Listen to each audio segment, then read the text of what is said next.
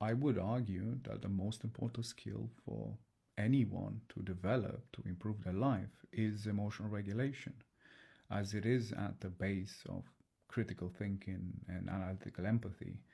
And really, without it, you end up being part of the 12% of the population that has an IQ lower than 83. And that's been determined to be a level of cognitive function that makes you unable to succeed on your own and you need the support of others.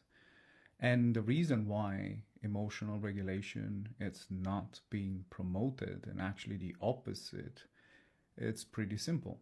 Is that if you're looking to manipulate someone, you want someone that allows their emotions to dictate their actions, because our emotional hardware is relatively primitive, as it hasn't evolved much in 200,000 years despite of our environment.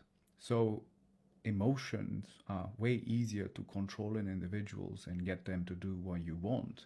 The reality is that most have cognitive abilities and potential to achieve quite impressive things, but rarely do because they never develop the emotional regulation to be able to deploy that intelligence and achieve their potential. As if you're just reacting based on emotions, you are reacting for a very unintelligent version of yourself that most likely will end up having negative consequences in the long term and lack the consistency for you to achieve your goals and create the life you know you can. And this is one of those important lessons that I wish I didn't have to learn the hard way.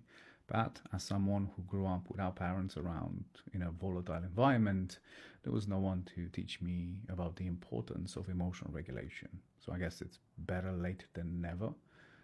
But if you are someone who feels like I felt, that I have potential, I feel like I have capacity and capabilities to do better than I'm doing now, try looking into developing emotional regulation over trying to collect more information or get frustrated with systems that are trying to take advantage of you. Just something to consider. Protect your peace.